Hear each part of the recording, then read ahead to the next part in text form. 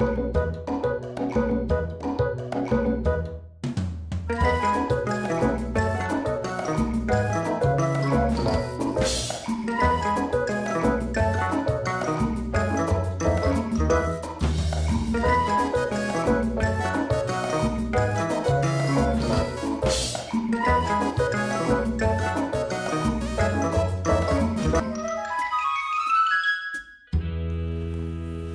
welcome back to Big Ben's Movie Show. I am Corson Big Ben. With me this week, our favorite guest host, it's Chris Smith. Hello, how you doing? When I think about it, though, you were the host of this show. That's right. Last time we did this show, Chris was the host. Ben filling in has for me. finally wrestled his way back into control and taken over the show that bears his name. Yes. I'm just going to start this You go ahead and timer start right the now, timer. That works. so we can be professionals. All right, today on the show we're going to be talking about Star Wars, number one. A lot of stuff with that. We're going to also be recapping all the summer movies that we missed because we chose to take the number one movie season of the year and skip all that. We didn't do any shows for that. So we're going to be talking about those, and then we're also going to be talking about some other things. There's some changes to the show. Stick around till the end because there is no Suck Not Suck. So what's there instead? Oh, I don't know. You're going to have to watch the whole show to figure it out. That's right. It's only half an hour. That's so a tease. I'm going to put that out there now, and you guys have to stick around to watch the whole show, figure it out. So, but first things first, we got to talk about, this just came out, I think, last week. Colin Trevorrow, the director of Jurassic World, very successful there, was tabbed to direct Star Wars Episode 9. Right. Which is in 2 years, I believe. Following May, yeah. Oh, is it May? A year from year and May, a half. I guess. Wow, year and a half. Yeah. So a year and a half after this Star Wars 8 that we're about to get here in December. He was set to direct that one. He has stepped down. It's I believe, a mutual parting of the ways between him and Lucasfilm. Yes. Yes. Which, I'm fine. There's... Yeah, you're the only one that's fine. Everybody else is like, oh my God, the Earth is melting. Yeah, no, this is fine. This is nothing. This is actually a sign of healthy leadership at Lucasfilm. There is, I would say, because, of the 4 movies that they've announced in various stages, 2 or 3 of them have lost directors. Yes. The Han Solo movie has lost directors twice. Well, and kind of gotten an upgrade. That's true. That's right. So they went from Phil Lord and Chris Miller to Ron Howard. Ron Howard, which, don't get me wrong, the Lego movie is a lovely little piece of film. Yeah. But Ron Howard, guys. Yeah. I don't know why we weren't talking to Ron Howard to begin with. I think they might have been. I think he was busy or whatever, and I think they should be talking to Ron Howard for a lot of stuff. Episode 9. Anyway, yeah, there's a lot of kind of think pieces coming out in the last couple of days of, what's going on at Lucasfilm, and should there be a management shakeup at Lucasfilm, and what? No. This is how you do it when you think the movie's going to suck. You yank the director before you start shooting. Yeah. There is a little bit of weirdness with Han Solo when they yanked the directors in the middle of the shoot. I think they were like 60 to 70% done, they thought. Exactly. Yeah. So that's a little questionable, but the idea that, what they did kind of right out of the gate after Disney bought Lucasfilm is they announced all these young hot directors. Yeah. And they were going to kind of infuse this new energy into Star Wars. J.J. Abrams worked out pretty spectacularly, depending on how you look at it. Yeah. Rian Johnson, all the word is on The Last Jedi is that it's the best thing in the world. It's a fantastic movie. But, Colin Trevorrow has had his movie after Jurassic World. The movie that he just did this summer that came out after Jurassic World did not do well at all, either commercially or artistically. Right. Yeah. And this is not a situation where you want to do what they did with, what Warner Brothers did with the Justice League movies is they let Zack Snyder make a divisive Superman movie, then he makes Superman versus Batman, which is even more divisive, and before the word or the fan reaction or the audience reaction is out on that, he's already shooting Justice League. And then you have to go get Joss Whedon to come back in and you have to get Joss Whedon to come back in, or if you, in the case of last year's Suicide Squad, you kind of have to do reshoots and tweaks and whatever. You hire the trailer people thinking, they'll save this thing. Exactly. And instead they just add a whole bunch of Queen songs and call it a day. Exactly. So this is good. making difficult, hard decisions earlier rather than later is what you should do. And she has had some, Kathleen Kennedy has had, there is definitely an interesting story having to do with Rogue One and shoots and reshoots. And everybody talks about the extensive craziness of those reshoots. But all the evidence I've seen is they kind of tweaked the ending. Yeah. And that movie was fantastic. Yeah. Force Awakens was fantastic. So, Last Jedi, what we hear is fantastic. So for what gets out in front of the audience, looks like it's 3 for 3 right now. Because I mean, you go back to 20 years ago, we don't know about any of this. Exactly. All of this happens behind closed doors, and all we see is the final product. And so far, all the final products have been amazing. That's right. Yeah. And the other thing I want to say is just, people talk about Kevin Feige as though he is the Lord that walks the earth, and he might be. But my point is, in the early Marvel days, they had Jon Favreau. They had Jon Favreau. They lost Patty Jenkins. Lost him. Patty Jenkins was supposed to direct Thor 2. Yeah. Edgar Wright was supposed to direct Ant-Man. Yep. It's been all over the place. Yeah. Well, I mean, they had to replace their Hulk after one movie. Right. Edward Norton was the Hulk, and then suddenly. So they've had. Yeah. They have had. They're getting one of these modern franchises up and running. Takes some doing. There are some bumps along the road. Yeah. It's this is different from 20 years ago when they'd make a Lethal Weapon movie and that did well, let's make another one. No, you have to be thinking on 7 levels with these franchises as big as Star Wars. So nowadays, when you pitch Lethal Weapon, you have to have Lethal Weapon 2, 3, and 4 like already in your back pocket, already set ready up. To go. What's the TV show going to be? Blah blah blah blah blah. So no, this is no big deal. Huge. So speaking of who would replace him, though, you had thrown out Ron Howard. The smart money a lot of people are talking about, though, is on either J.J. Abrams or Rian Johnson, the directors of episodes 7 and 8. One of them stepping up and taking over it. I was going to just give you those 2 to kind of pick from, but with Ron Howard, I think that's actually a cool idea, too. Expand that out to all 3. Of those 3, which one would you rather see take it? I love J.J. However, he is really good at remixing other people's stuff. Yeah. And sometimes he's a little too good. He did a little bit too much of it in The Force Awakens. I would like to see Rian Johnson or Ron Howard.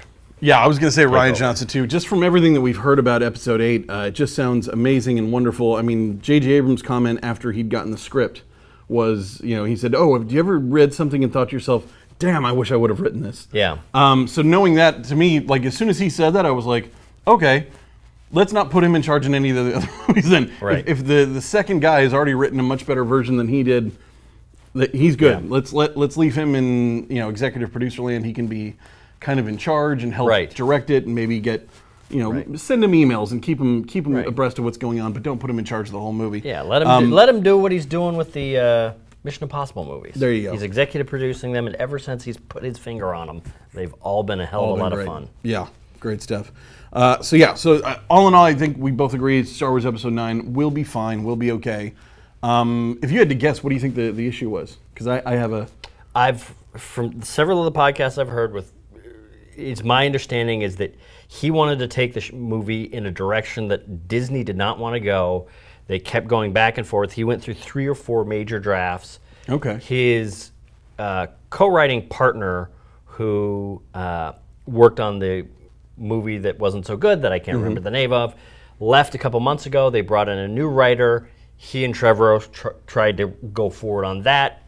At the time, Trevorrow's partner left. Trevorrow was going to leave, kind of in solidarity, but they talked him back on, and then now it's just they can't make it work. They can't make it work.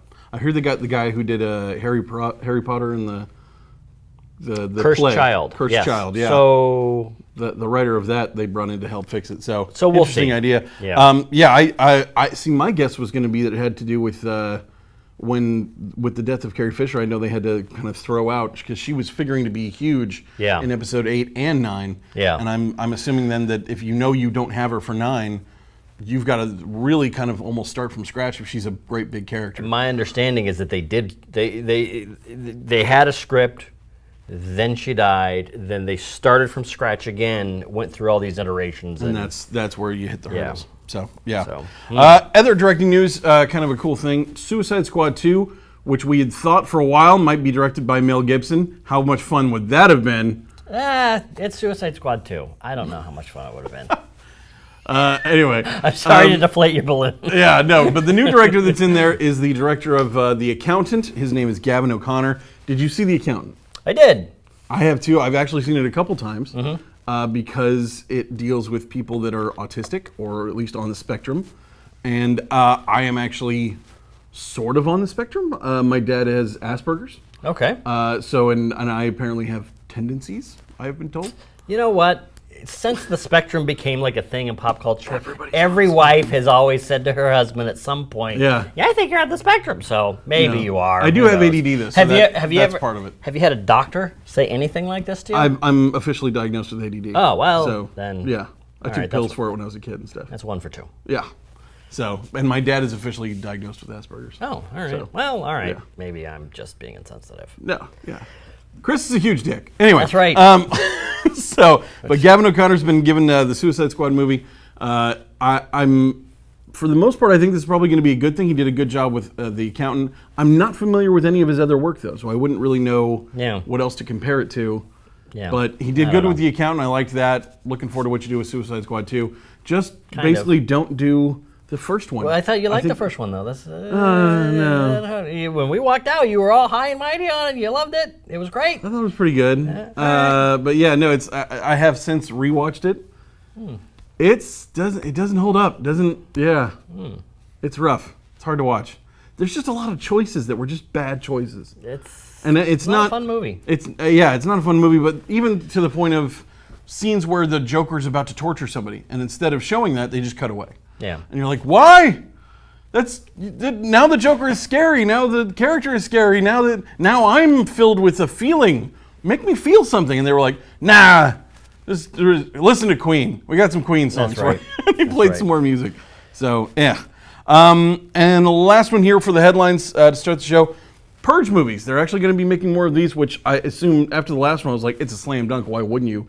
They spent $10 million and I think made over 100. Yeah, well, they've got to keep making them if they're making money like this. I mean, from an accountant's point of view, this is great news. Very interesting. And this concept seems to be what we're seeing a ton of right now in summer filmmaking. Is if you're not going to do one of these tent poles, and that we're going to talk about later has been a major problem for this summer. Right. But for the little movies are kind of doing well. I mean, it's small budget, make some money. That's right. It's almost as though you don't have to make a $150 million movie. It's weird. So, it's. I'm looking forward to that. I did the last one. I really liked. I think it was a little more self-aware than the other two, and it kind of did a little. There was some camp to it. One of the characters, I think the shopkeep owner had just all kinds of funny little lines that I kept loving throughout the whole movie. It'll be cool to see where that goes. Yep. All right, well, that's up for headlines. Next up, we are going to be talking about all the movies of the summer. So hold on to your horses because this is going to be a big list. We have 18 movies to talk about. We're going to talk about them fairly quickly. Yep. But it's still 18 movies. I'm going to go ahead and I'm going to out myself right now. I haven't seen all these. I haven't seen all these either. Okay. There's several of these I actively avoided. Yeah. So. No, that's there's a couple, and then there's at least one that I've only seen half of. So that's gonna be. Let's go ahead and here we go. Guess which one did I only see half of? All right, number one on the list, and we're going from chronological order. From the start of the summer, I looked at every single week, and I picked the biggest movie of that week that came out, and that's the movie we're talking about. So the number one first big movie of the summer was Guardians of the Galaxy 2. We actually reviewed that on the show before we left for the summer. So. Yeah, before we took it off, before we went on sabbatical. Before we went on our break, yeah. And I believe we both really liked it. Yep. I got to say, I have watched it now several more times since then. I like it even more. I got it when it came out on Apple. I purchased it, watched about half of it, really liked it. Haven't had time to get back to it since. I bet it's good. I trust you. I'm making a little list of digital copies of all the different Marvel movies. So when that came out on Blu-ray, I went and got that one. I'm very happy to have it as part of the collection. It's really, really. I watched it the other day with my daughter. it's so fun, and it's the opposite of a lot of these other movies I'm seeing lately, where I love it in the theater and then I go home and watch it again, and it doesn't work as well. Like this one somehow got Suicide Squad. This one somehow gets better at home. You know what? I gotta watch. I gotta check this out again. So, all right, number 2, King Arthur. This one we actually made fun of. Yes, we did. The last time we were doing a show, we said, "Oh, that thing looks like a turd," and we were wondering which was going to be a bigger turd, this or The Mummy. Have you seen The Mummy? I have seen The Mummy. I suspect it's King Arthur. I think it's a close race. It's a close race, but I think it's King Arthur too. I also did you see? agree. I did see King Arthur. Oh, how was it? It's a turd. You didn't see it? No. Oh wow. No. Wow. Yeah. See that? Yeah. King Arthur was a mess. It was all over the place. The Arthurian legend was some places used, other places thrown out, and there was a lot of modern filmmaking techniques that were meant to make it seem fast and slick and cool, and really just made it seem stupid. You know what? Now that we're looking at this, I feel bad because there are 2 stories that I like all the time. It's King Arthur and Robin Hood. Okay. I can never get enough Robin Hood, no matter. Thankfully, those are the 2 movies that keep getting remade That's right. all the damn time. That's right. It's a vote for putting stuff in the public domain. You realize how many good Batman movies we would be getting right now if Batman was in the public domain? Anyway. Oh, there's a pile of them on YouTube, just fan-made stuff. Exactly. And it's, this movie came out, it sucked. They're not going to touch King Arthur for another 10 years. I was going to say another 20 or 30 years, but then I just realized there was a King Arthur movie like 10 years ago. Yeah. There was a Merlin show in between, too. Oh, yeah, Merlin. You know what? Yeah. Don't listen to me. Why are you watching this? They're just going to... No, yeah, don't listen to that. You keep watching. All right, so King Arthur, weak. Aliens Covenant. Now, this is one, I have owned this for several months and haven't gotten around to watching it. Wow. I had heard not stellar things.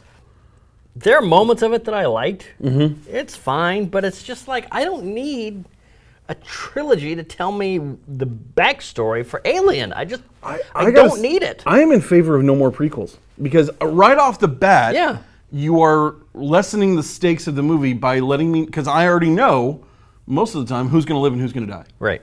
It's like, oh, you weren't in the original movie that I loved, so you're probably going to die. It's not looking good for you. And if you were in the original movie that I loved, you definitely are not going to die, and therefore I don't care as much. Right. Prequels are hard. I don't know why we keep trying to do it. You know what? I having said everything that I just said, I do think Ridley Scott is doing prequels right, and they did prequels right with Rogue One, which is set it in the same thing, build up to something that we know about, but do it with completely new characters so we don't know what's going to happen. Exactly. Or if you're going to have a character that we know doesn't die, they're not the focus of the story. Exactly. They're like an ancillary character or whatever. I'll admit, too, Rogue One was great, although Rogue One is another one that I have trouble watching at home. Really? No, that's fantastic. I've watched the last half of that. A little slow for me. A lot. A little slow. My God, tried, how fast? It's on Netflix. How fast do you need your movies now? I was watching it the other day, and I found myself playing on my phone. Wow. Yeah. All right. So Aliens. Anyway, Aliens. Very forgettable. Meh. Alien. Next up, Pirates. Did you see Pirates? Pirates 5. I did. I did too. There were parts of it that I really liked. Right? Parts of it that were really inventive. And I think I said this, it's kind of like if you took the world of Harry Potter and then placed a mediocre story in the middle of all that coolness. That's what this one was. Yeah, it was an odd story. The one cool thing about that story is it does set up a thing going forward where, what if we did the Pirates of the Caribbean movies where there was nothing mystical? Because in all of them, there's like a touch of a mystical thing.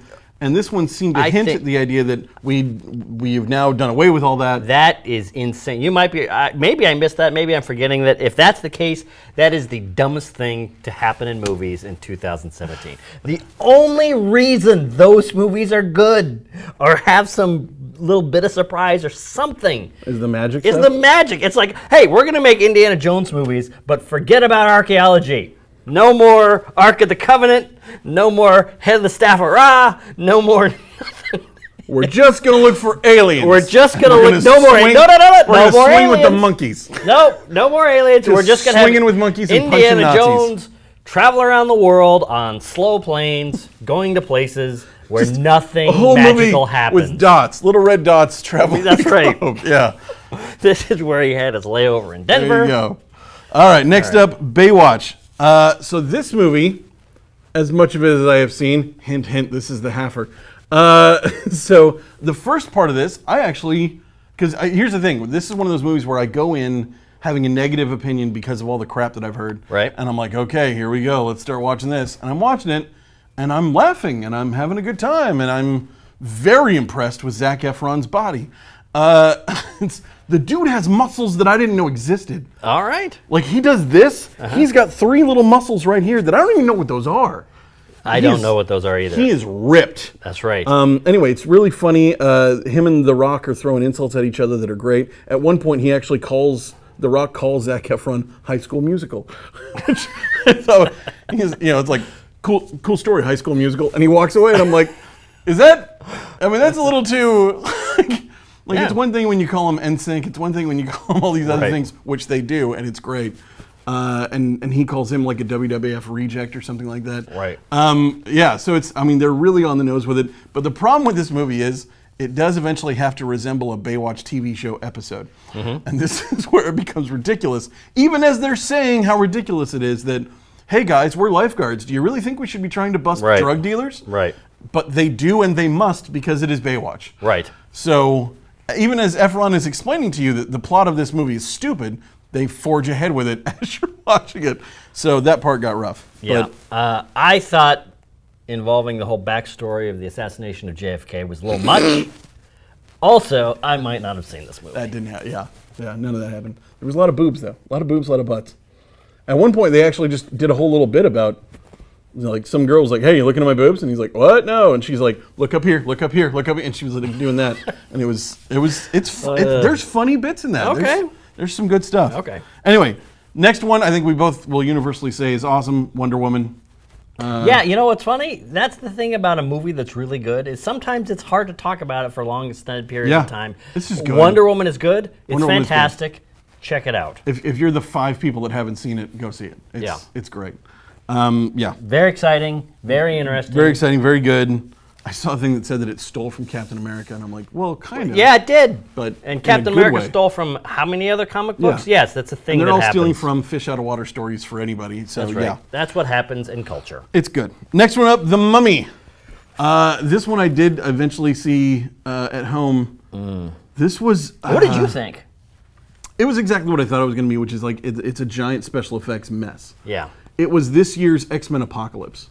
Yeah. Where it's just like, like there's this much plot and so much pretty. Look at this, and there's buildings blowing up, and everyone's dying, and everyone's. It's like, yeah, but you guys haven't said anything in like 20 minutes. It doesn't matter. It's buildings tearing down London, and I'm like, who cares? Nobody. I don't know who these people are. Yeah. It's you can see the board meeting at Universal in the script where they said we have to have our own universe, we have to have it all connected, we have to put in Dr. Jekyll and oh god, what do we got? Monsters, we got a bunch of monsters we got the rights to. I guess we'll have a bunch of monsters in them. There you go. I kind of like that idea, but you do have to do good movies. Yeah. I mean, that's at the end of the day, if the movies suck, you can't do a universe of anything if you don't have. That's what's interesting about all these building universes. Yeah. The step number 1, it's like make a good movie. Steve Martin's How to Get $1 Million. Yeah. Step 1, get $1 million. Step 1, make a good movie.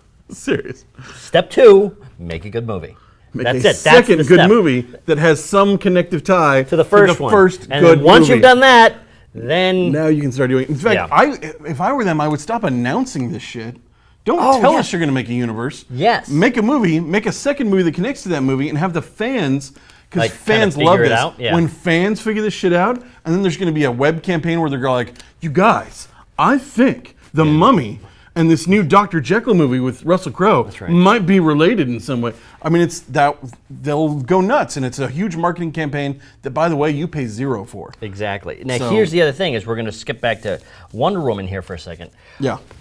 DC has done this exactly backwards, and I can't remember where I saw it, but 3 or 4 years ago, they announced their entire slate of movies from Batman vs. Superman all the way through to 2020. Cyborg, yeah. None of those movies seem to be coming out. None of those original movies. Aquaman.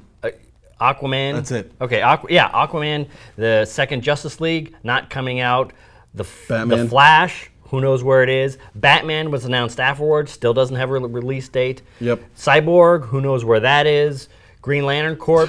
Here's the thing about Cyborg. Because we've heard no negative news about Cyborg, that's technically on pace. Technically. As far as we know, Cyborg is on its way. That's right. All the other movies. The kid who plays him, still in the fence. They don't have a director, but they never did. That's right. Gotham don't have City a writer, Sirens, never did. All the movies that DC is now talking about coming out. See, that one they announced, but didn't announce a release date. Yeah, that's it. None now of them they're have. figuring They're this all out. They're Just announce a movie, see who freaks out about it, and if enough people freak out about it, then go make it. They're Yeah. doing this weird thing where they're just like they're fishing for press. Yeah, it's really quite fishing awful. for buzz. Just like, what if I told you I was making 2 Green Lantern movies, and if enough people freak out, they're like, all right, go ahead and make 1 Green Lantern movie. We'll see if they like. Yeah. So anyway, we're gonna move a little bit faster now. Transformers. Didn't see it. Didn't see it. Probably sucks. Yeah. No, probably about it. Yeah. Despicable Me 3. I did see it. Didn't see it. As usual with the third one in these animated franchises, it's dropping off. It is now the #1 money-making animated franchise in the world. That's what with I've heard. 4 movies. Kind of impressive. Baby Driver. Really liked it. People love Edgar Wright. He's Yeah. fine. It's good.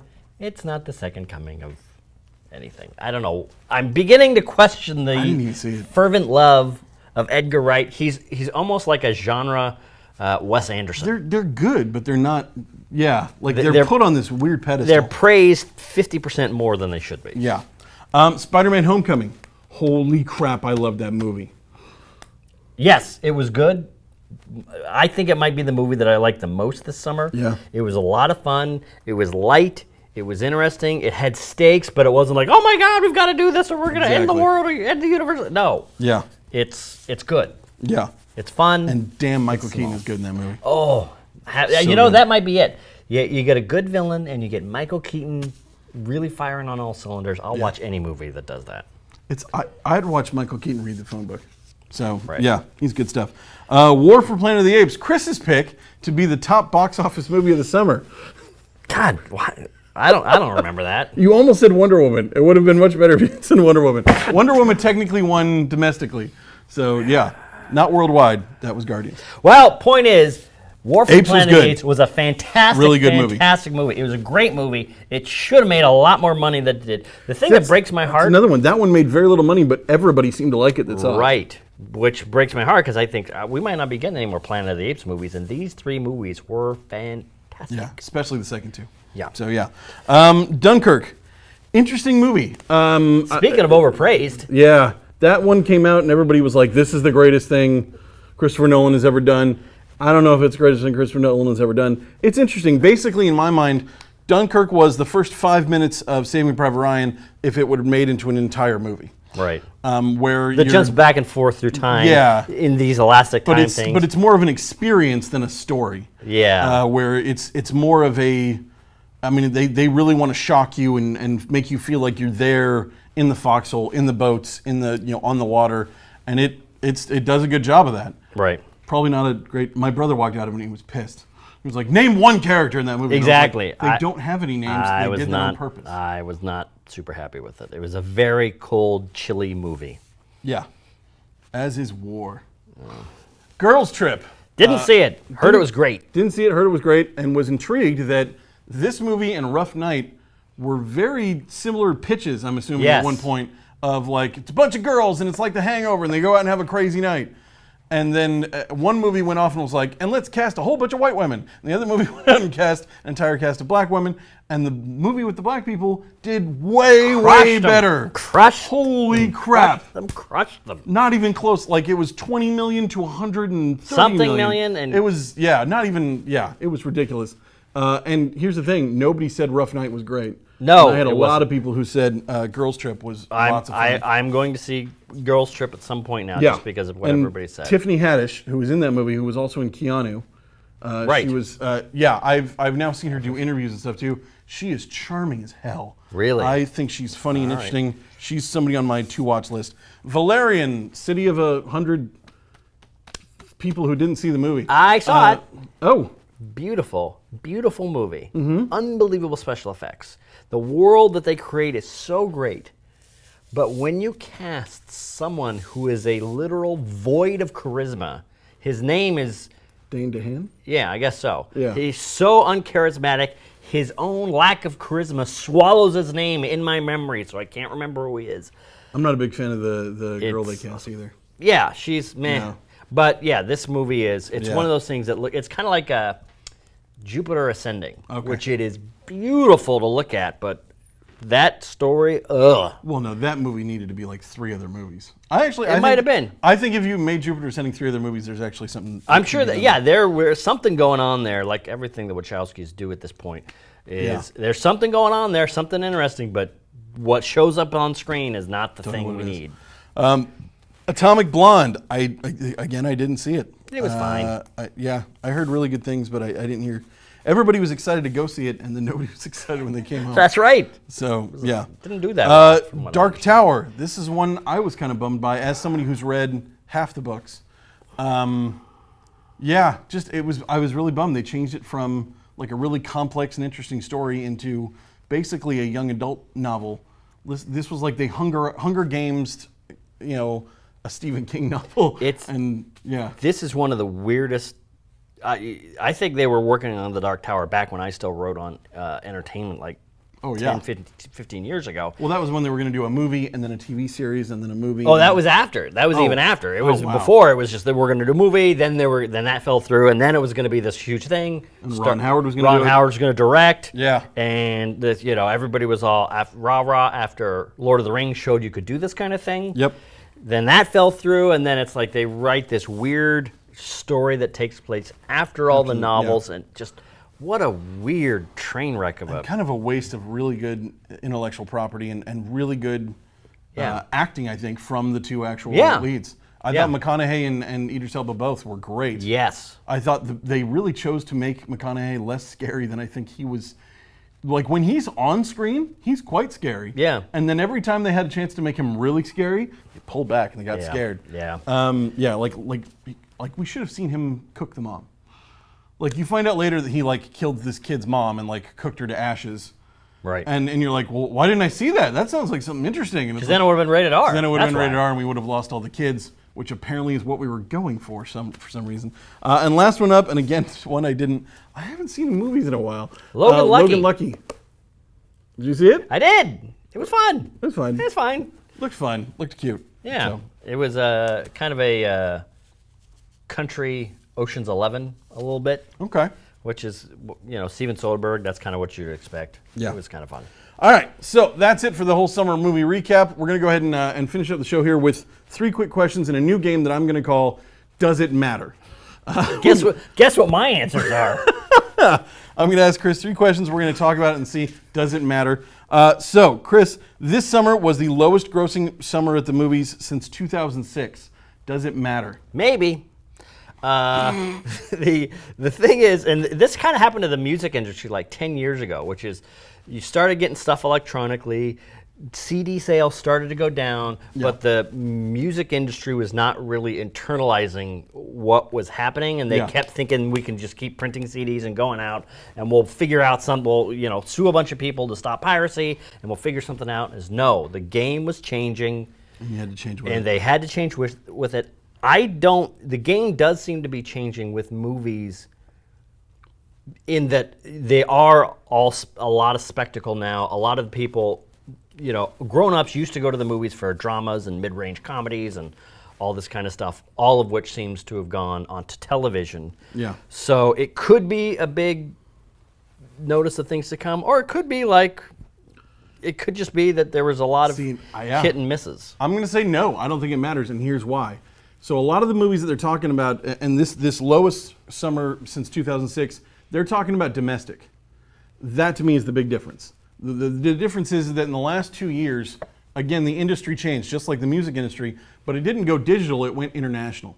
Right. And that's the thing here. A lot of these movies that we talked about that were terrible or that lost a bunch of money, they didn't lose a bunch of money. They actually made a bunch of money, and the way that they did it was with the international market. Movies like Pirates of the Caribbean. Pirates of the Caribbean, which only made a little over $100 million here in the States, but made $500 million worldwide. Yeah. Like, do you think Disney's kicking themselves for making that? Hell no. They made like $400 million, or at least $200 million. That's right. No, they probably haven't even noticed. Yeah. Kathleen Kennedy fired who again? Yeah. No, so this is what we're realizing now, is that I think the importance on the American box office, that's what's actually changing, and that I don't think we're going to see less spectacle. In fact, I think that's just going to be a genre now. Is these movies that cost $200 million to make, Americans go and the people in China and the people all over the rest of the world eat that shit up. They're going to love that. Are you allowed to cuss on the show now? I'm going to go ahead and say shit. I'm going to see what happens. He said it 3 times now. Have I? Yes. I haven't been counting. Keep going. No. I knew at least 2, because right there I said it twice. Because I'm thinking about the editors, the hard-working editors back in the control room that are going to have to bleep these out later. That's I'm me. thinking of you. That's me. Oh, I edit the right. show. All right, well, So yeah. All right, next one up. Between the success of Annabelle Creation and It, horror is now making serious cash with low budgets. Do you think this is going to be an even bigger thing? I mean, this is kind of... This is the way it is. This is what horror movies are. This is what horror movies have always been. Yeah. They always... The highest budgeted horror movie usually for stuff like this, like what, 20 million or something? And they always make huge amounts of money. This is why... This is the entire direct-to-video market is based on low-rent, crappy horror movies that have like one used-to-be star in it. No, or celebrities. Yeah. Right, yeah. Look, exactly. Bruce Willis is in a movie. What's the movie about? I don't know. Never heard of it. Don't need to. It's called Delta Force 9. That's right. Go see it. Yeah. Yeah, so... Oh, there's another one that I'm intrigued about, and I've never watched it. I've never had the guts. Edison Force. Morgan Freeman, Justin Timberlake, and LL Cool J. All in the same movie, and I'm like, that seems interesting crazy. enough. Yeah. I'll go check that out, and I've never gotten around to watching Yeah, so it. point is, horror movies, they're the backbone of... They are the backbone of cheap cinema. It's why, I mean, that's now where the big dogs are looking for directors now. James Wan, director of Aquaman, came out of horror movies. In fact, came out of this Annabelle and, what's the other one? Conjuring? Conjuring, thank you. Yeah. All right, last one up. Mel Gibson, fresh off of his big directing thing that he did with the movie last year. Yeah, Hacksaw Ridge that he almost won an Oscar for, is now. Well, let's not go. He got close. He won it best editing. I think that was nominated. Like he was nominated. He was in the room. I thought it was true. amazing they let him in the room. Now he's actually going to be in a mainstream movie. And not just in the background, not just playing the villain where we all get to hate him, as we all probably want to for some reason. But yeah, no, he's actually going to be playing like a dad, a grandpa in Daddy's Home 2. New title just for me, Granddaddy's Home. That should be the actual title of that movie, by the way. But yeah, Mel Gibson is going to be starring as Mark Wahlberg's dad. Yes. I have a soft spot for Will Ferrell, Mark Wahlberg movies. I'll watch. There's something about those two together. I did. I liked it. I did too. The Other Guys is one of the most underrated comedies of the last 10 years. Fantastic movie. Yeah. This one, yeah, it seems like that's the thing about stars is that when you cast them in certain things, they bring something of their outside movie persona in, and having Mel Gibson be the hard-ass, kind of jerky grandpa, that just seems perfect for that kind of thing. I also think might another be a little brilliant racist, bit of casting. Might be a little crazy. Mark Wahlberg in this is meant to play the tougher dad version from Will Ferrell, but then they had to find when Mark Wahlberg settles down, they had to find a tougher dad to play his, and they got John Cena. He showed up in the first one, and he's going to show up again in this one. I loved it. At the very, very end of the movie, his wife introduces her to the stepdad of her kid. And he pulls up, and it's John Cena, and he treats him just like Mark Wahlberg treated Will Ferrell. Forgot about that. That's right. I also here's my big question here. Does it matter in terms of is Mel Gibson being slowly allowed back into Hollywood? Well, he's been kind of creeping back in for this. People talk about how he left, and he did kind of leave, but he was not starring in movies at the time that he set his career on fire. True. And he started doing the little ones like Get the Gringo and he's been doing little things here and there. Expendables 3, which I hope so. Great in, by the way. Maybe. He's great. Oh, he could be great. Yeah. He could be great. It's an Expendables movie, so how can you really tell? Here's the thing. I hate this about this. I'm a big Mel Gibson fan, and I love Mel Gibson. I love Mel Gibson and everything. But he's crazy. even What Women Want, which I loved when it first came out, and now with the with the burdens of history, looking back on it, I'm like, burdens of history. That's terrible. Well, you know what? Mel Gibson for me is the example of how the internet just kind of goes crazy. Yeah. And I'm not just saying this because I'm apologizing for some white guy. There's a lot of people who get lit on fire on the internet or branded with certain things, and he's rated a lot of branding for what he's done. I don't mean to minimize that. Yeah. But the idea that you should have light careers on fire and never have them work again. Yeah. I think is nuts. I mean, if somebody comes out and they're willing to apologize, they're willing to own up to their mistakes. Yeah. And this is what we do as people. It's what we do. It's what we do with our friends. We're doing less and less, but we should be doing it. Yeah, it's really, this is how we actually move forward as a people with anything. If somebody's willing to apologize, this is the big thing. If somebody's willing to apologize instead of them say, I did something wrong, I'm sorry, right. Can I please come back to the camp? You do eventually let them. You now not right away, not fully, but you work out a system of how to get them back in. I've got friends in my own life, people who were my best friends in life, that are on the outside now because they did wrong me and then they didn't want to apologize. You know who you are, Tim? No, it wasn't named Tim. Oh, wow. I thought it would have been funny. Wouldn't it have been funny I know a guy named Tim. Wouldn't it have been Tim, funny you're okay. if I accidentally said the name of the person? That would have been funny. Bill! No. James. Although, Bill, I haven't called you in a long, long time since we were like 12, and I'm really sorry about that. Sarah, you broke his heart. Sarah's like my cousin. Sarah, you're fine. Is that how it is in that family? Yeah. Anyway, that is it. That is the whole show. Thanks for watching us. I got to say, after doing this show, that is the best damn show we've ever done. So thanks so much for watching that. Now, here's the thing. Can we do better next week? I think we can. So come on back next week. We're going to do even better. Currently, here's the thing. I don't have a guest for next week. I don't know who it's going to be. But they're going to be here. We're going to talk about movies. We're going to talk about the new movie that comes out in theater that week. And it's going to be a whole big thing. So come back next week. Check out the show. If you have issues with the show or want to have questions, you can email us. The email address for the show is bigbms, bigbms@zoho.com. If you want to hear more what I have to say, and there's so much. I have so much to say. Apparently. So you can check me out. I've got a podcast. It's called Die Hard on a Blank. You can search that. It's on the Geek Wars Podcast Network. Search Geek Wars Podcast Network to find it. Chris, anything you want to plug? Dorking Out, my podcast. Fine podcast. Who this gentleman sometimes is on the sometimes podcast. A guest. We are starting a huge new initiative where we're going to be reviewing every single episode of Star Trek Discovery with legendary Star Trek author Jeff Bond and Alexandra August, who does the fantastic Game of Thrones, Got Thrones podcast. So, cool. For all of you podcast listeners who are watching this on cable right now. And the internet too. And the internet too. That's right. Yeah, I think mostly people watch us on the internet. So yes, yeah. Go over to the Dorking Out page on YouTube and listen along with us. All right. Thanks so much for watching, everybody. Good night. Good night. So weirdest thing about Mel Gibson, somebody was talking to me the other day, and the reason that they hate him is actually because of his dad. That's true. I've heard that. Oh yeah, you can't ever like Mel Gibson ever again because his dad is a Nazi, and I'm like, well, fuck, man. Like that's not entirely untrue. Yeah, but like if I heard somebody's dad was a Nazi, I wouldn't stop liking them. Like I might. Well, no. I'd file that. You might do some. I'd file that, and the next time you're over at my house and I introduce you to my friend, Alex Rosenbaum, and you twitch for a second, I'm gonna wonder why. That's right. This is my friend Hannah. Yeah. No, but I wouldn't just immediately be like, oh, your dad's a Nazi? You're a Nazi. Like, I don't do that. That's right. No, I hear you. It is not a good look, despite everything that we just said about forgiveness. It's not a good look when your dad is essentially a very super right-wing Nazi type. True. And then you go off on Jews. True. That's not helpful. That's not helpful at all.